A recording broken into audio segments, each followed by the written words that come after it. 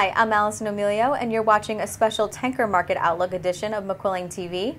Joining me today is McQuilling Services Senior Energy and Shipping Advisor, Matthew Renov. Hello. Welcome, Matt. Thank you. So we brought you here today to talk a little bit about the 2015 Tanker Market Outlook and some findings from the report. So can you tell our audience what exactly is the Tanker Market Outlook? Sure.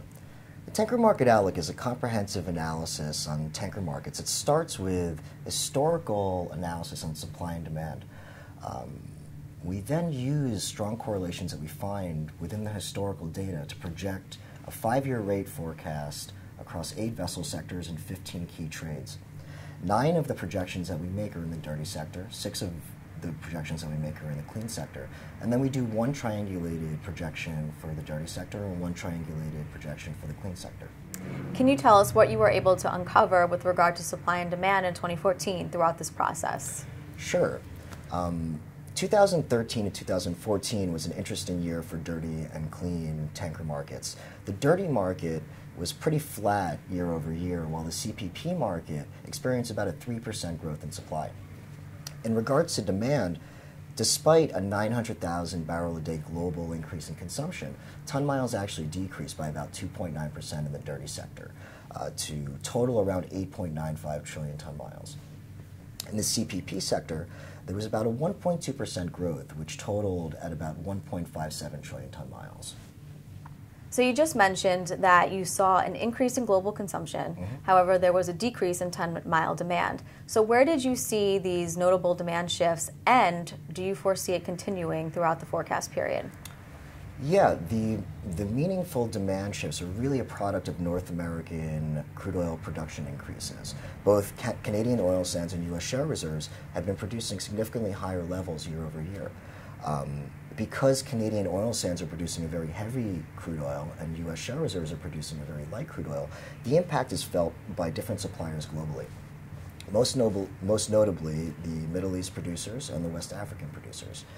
The reason that you see a decrease in ton miles while there's an increase in consumption is because the traditional trade routes from, let's use the Arabian Gulf to the U.S. market or West Africa to the U.S. market are being replaced by shorter distances into Far East markets. Both West Africa into the Indian subcontinent and also Saudi Arabia into the Far East, most notably China. With North America forecasted to continue producing higher levels of shale oil and refineries coming online in the Middle East and India, what do you foresee for the dirty and clean tankers in 2015? Well, I think that the increase in refining capacity in the Middle East and Indian subcontinent is going to obviously most notably affect the clean markets. Vertically integrating oil production into refining in the Middle East is going to translate into longer ton miles or larger ton miles for the clean trades, which we can expect to continue over the next 5 years throughout our forecast period. On the dirty side, increased exports into the Indian market is going to be expected even despite the refining capacity increases, as their personal transportation market is growing exponentially year over year. It's expected by the end of 2015, India will be the 4th largest car market in the world. So we do expect to see an increase in ton miles both in the clean and dirty sectors as a result of all of the different things that we just discussed. All right, well, thank you, Matt. We appreciate you taking the time to talk about the 2015 to 2019 Tanker Market Outlook. My pleasure. And that wraps up this edition of McQuilling TV. I'm Allison Emilio. Thank you for watching. Thank you.